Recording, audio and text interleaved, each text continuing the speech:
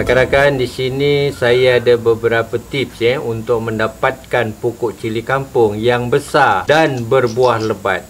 Tips yang pertama adalah penanaman. Apabila pokok cili kampung yang kita telah tanam dalam Nutripot membesar, kita perlu menyondongkan pokok tersebut agar mengeluarkan tunas yang baru. Tunas itu akan tumbuh menjadi sebahagian pokok, dan pokok itu lebih rimbun berbanding kita menanam tegak. Jadi di hadapan saya ni ada 4 peringkat penanaman. Yang pertama, pokok yang sudah besar. Yang kedua, pokok yang sedang mempunyai tunas yang banyak. Yang ketiga, pokok yang baru mengeluarkan tunas baru. Dan pokok yang keempat, yang baru kita tanam sebentar tadi. Tips yang kedua adalah penjagaan asas, di mana saya gunakan konsep ABC. A adalah air. Pokok cili yang kita dah tanam, kita perlu lakukan penyiraman air, khususnya baja AB. Yang kedua adalah B, iaitu baja, di mana pokok cili kampung yang saya tanam, saya gunakan baja organik, iaitu Milagro. Di samping menggunakan siraman baja AB. Yang ketiga adalah cahaya. Untuk mendapatkan saiz pokok yang besar, pokok cili perlu didedahkan cahaya matahari 100%. Tips yang ketiga, kita perlu membuang daun-daun yang lebar bahagian bawah. Dan tips yang keempat, kita perlu mengawal penyakit cili. Ini adalah kerana cili mudah mendapat serangan penyakit, khususnya penyakit keriting bahagian daun.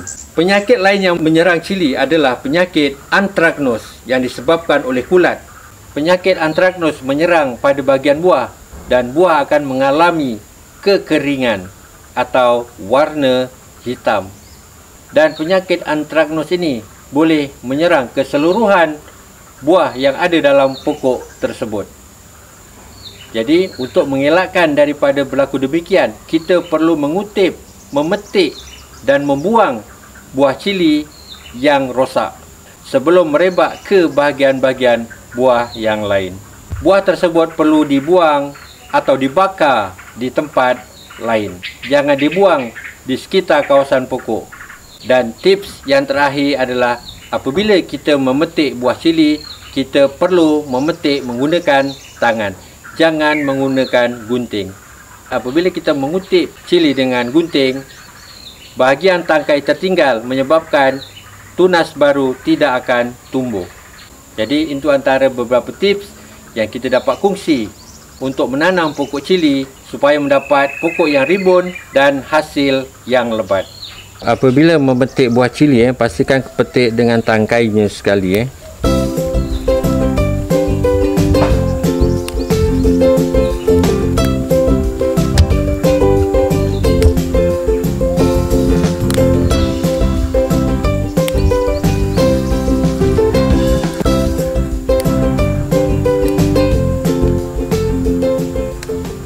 Cili kampung yang telah cukup matang yang saya petik.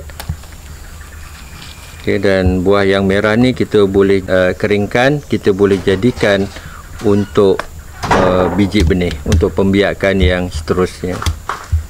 Rakan-rakan yang menghadapi masalah penanaman cili, jangan putus asa.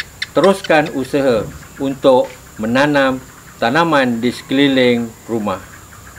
Rakan-rakan jangan lupa like, komen, share dan subscribe agar saya dapat menyediakan video-video yang lebih menarik akan datang, khususnya tanaman-tanaman yang kita gunakan untuk keperluan di rumah. Jumpa lagi. Terima kasih.